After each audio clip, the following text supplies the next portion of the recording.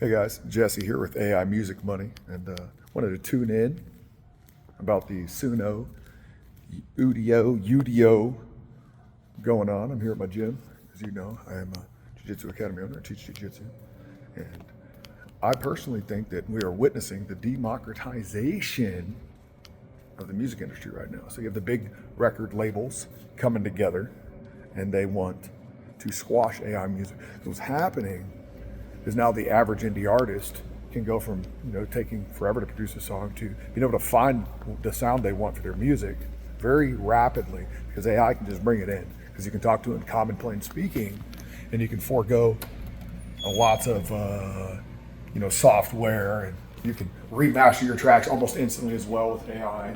And I'm just cleaning up the bathrooms in between classes, make sure we got enough toilet paper and all that stuff, napkins, and but AI allows your average indie artist to produce anybody to produce music at scale, but it allows someone who knows about music to produce, very good music at scale. So if you don't know how to make good music, you can probably still get away with making some decent songs on AI, and this is just my opinion, of course. And even some tremendous songs. But as you get better at prompt engineering, you'll get better. But if you already know you want guitars to sound, you want progressions to sound, if you already know a little bit about music, then you can wield these tools to your advantage. And what's ultimately going to happen is people are going to get left behind, right? So if you're an indie artist out there, don't get left behind by avoiding AI. Don't be that person that's like, I'm anti-AI, everything, and then be mad when things don't go your way. Right? Because if you're going to own that lifestyle, that's fine. I talk to people about this all the time, even with ChatGPT and other things. If you're going to own that lifestyle, well, then own it and accept the responsibility for it, and don't be rude to others for not accepting that lifestyle. But AI is here to stay, just like it was with YouTube videos. I have several monetized channels, by the way, just like it is with YouTube videos. I have AI documentary channels going that make my voice. You can't even barely tell it's AI. Some people can't. And so I think it's here to stay. And I think even these lawsuits that they're claiming copyright infringement, very well, it may not be. I don't believe it is, because how do you own guitar riffs that were created before you were born, that you're all just mimicking anyways, right? Which is what most people do. Not a lot of new music created these days, if you will. So everything's just synthesized from something older, for the most part. So if it's not, then it's probably not very good. And I think that's what we're witnessing, the democratization of music, because ultimately they're not worried about artist rights. You know that these labels do not care about artist rights. You know that. Everyone knows that. Nobody will argue that. The labels love the artist now. Even after the 2000s, early 2000, the copyright laws, right? Had these other copyright laws go into effect, and the artists ended up losing more money, right? Less money for artists. And I think ultimately that's what this will mean too. They're trying to shut that down, fingerprint this, that, and the other. So now that they want to take away the ability for the artist, especially someone who's well trained in music, they want to take away your ability to at scale break down and create good music. And here's the thing I say with most artists. I don't want to say most artists, but a lot of what I hear, I don't know all artists, right?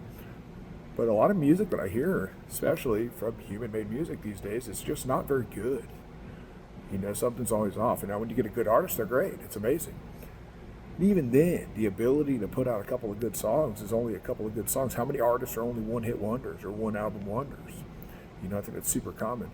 And I think AI, what it really does is give an artist the ability to create music at scale, put it on maybe multiple different genres and platforms, find what works, and then settle down and double down making that kind of music. Because ultimately, when you're making this music, you kind of have to enjoy making music regardless. You're still going to listen to it. You still got to hear it.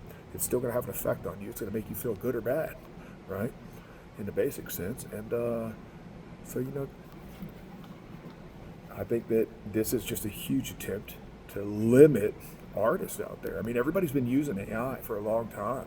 And, no matter where you stand on it, you're probably okay with someone rapping over an AI beat. It's fine, right? Which a lot of people do that. They love to freestyle over AI beats. I know tons of people that have been making beats for years that they are so happy with AI. They love it because they can take their beats, put them in there, instantly loop it, chop it, make it better without having to do a bunch of drag and drop and tedious work with your hands, something that you could easily just, especially if you're using voice prompting like I enjoy doing. I voice prompt a lot of my AI.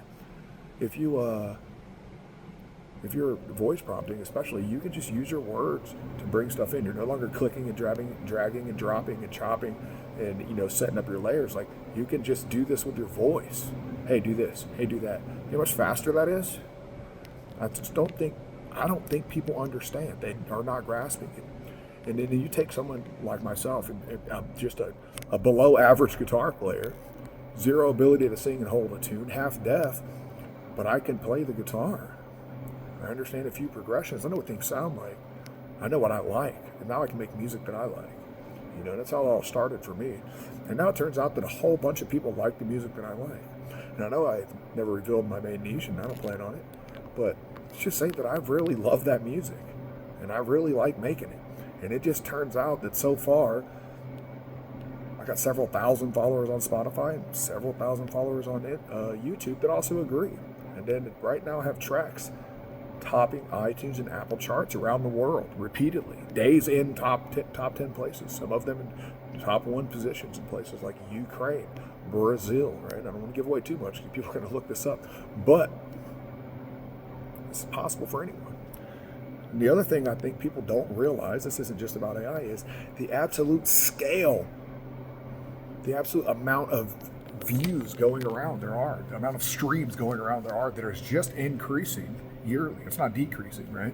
So I don't want to pretend that I know exactly how many streams are going around on all platforms.